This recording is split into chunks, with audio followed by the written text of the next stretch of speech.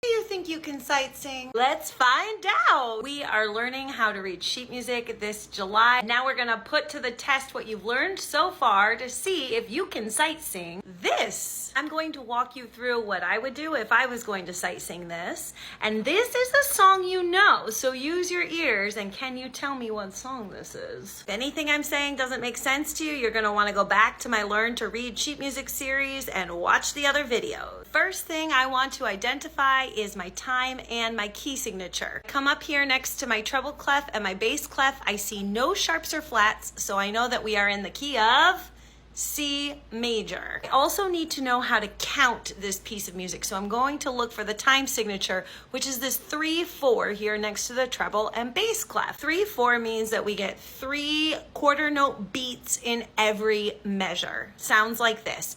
1, 2, 3, 1, 2, 3. If I have a higher voice, I'm going to use the treble clef, and if I have a lower voice, I'm going to use the bass clef, but I know my note names on the staff, so I understand that these lines are in octaves. They're the same pitches, an octave apart. Starting pitch for our bass clef, lower voices, and here's the starting pitch for our treble clef, higher voices.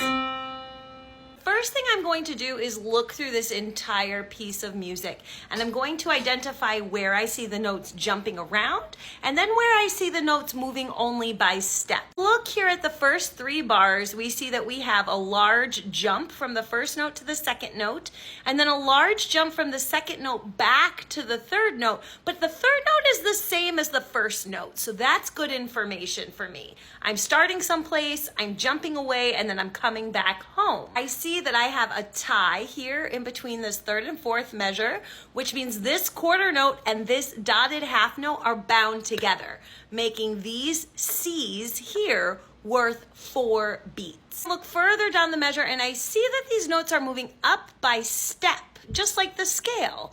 And then they're coming back down by step, but at a slower speed. We have quarter notes here versus dotted half notes here that are worth 3 beats each. I know from an earlier lesson in Learn to Read Sheet Music Month that this interval between my first C here and my second measure G here is a perfect 5th. Also know that I use the first 2 notes of Twinkle Twinkle Little Star to identify a perfect 5th, making the beginning of this song Twinkle, twinkle, twinkle. Okay, wow, I just figured out the first 3 bars of the entire song. In order to do a proper sight singing, we would use solfege syllables, making this do, sol, do. Now I'm noticing that after I sing my do, sol, do, that it's just walking up and back down the major scale. Do, so, do, re, mi, fa. Oh, now it comes back down.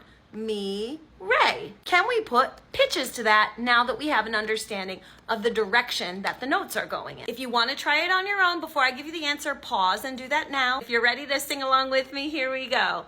1, 2, 3, 1, 2, 3. Do, sol, do,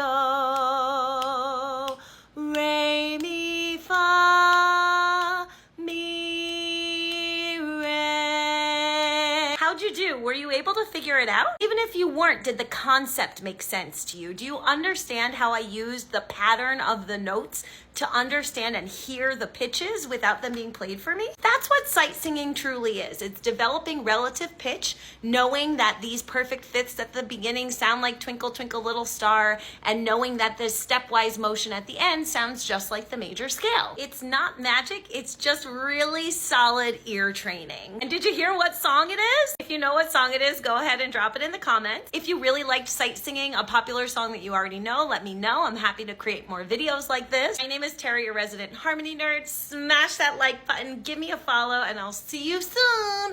Bye.